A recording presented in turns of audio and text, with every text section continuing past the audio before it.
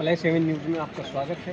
जी। आप इसमें चाचा का रोल कर रहे हैं। जी। चाचा का रोल तो हर धारावाहिक में बहुत महत्वपूर्ण होता है, बहुत डेफिनेटली। अहमियत रखता है। डेफिनेटली इसमें कैसा रोल किया है आपने? ये नेगेटिव किरदार है और जिस तरीके से छोटा भाई जो होता है हमेशा माँ का लाडला होता है और बड़े के ऊपर जिम्मेदारी होती है, और जब बड़ा भाई नहीं रहता है तो वही जिम्मेदारी छोटे भाई के ऊपर आती है।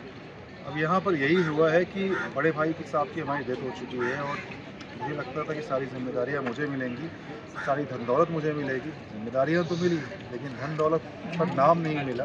सारी प्रॉपर्टी जो है वो हमारे बड़े भाई साहब के बेटे प्रेम को दे दी गई।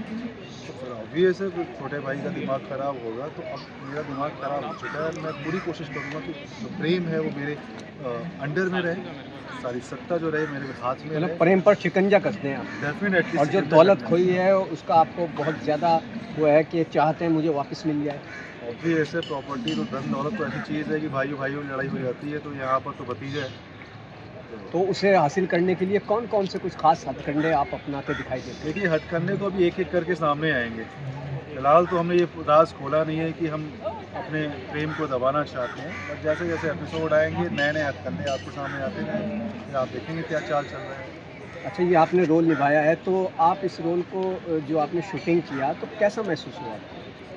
बहुत अच्छा महसूस हुआ। आप जब भी एक कलाकार जो होता है, जब भी उसको कलाकारी अपनी दिखाने का मौका मिलता है, परफॉर्मेंस करने का मौका मिलता है, तो उसको मज़ा आता ही है। चाहे वो टीवी हो, चाहे थिएटर हो, चाहे फ़िल्म हो, चाहे ओटीटी हो। मैं एज़ एन एक्टर मुझे जब मौका मिलता है तो मुझे वैसे तो आपने नेगेटिव रोल किया है, आपने बताया चाचा का, लेकिन अगर हम देखें तो हकीकत में चाचा कैसा होना चाहिए?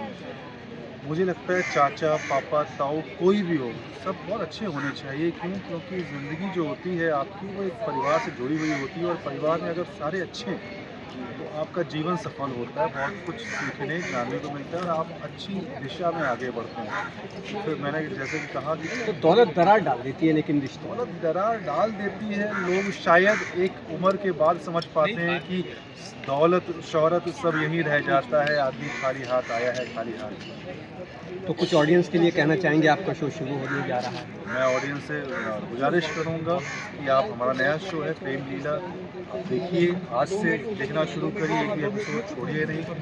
150-200 लोगों की मेहनत होती है, एक यूनिट में हर दिन काम होता है, 12-14 घंटे की शूटिंग होती है। तो जब आप हमारे काम को देखते हैं, सराहते हैं, तो हमें बहुत ज़्यादा खुशी होती है। तो हमें ये खुशियाँ दीजिए, आप हमारे शो को प्यार दीजिए।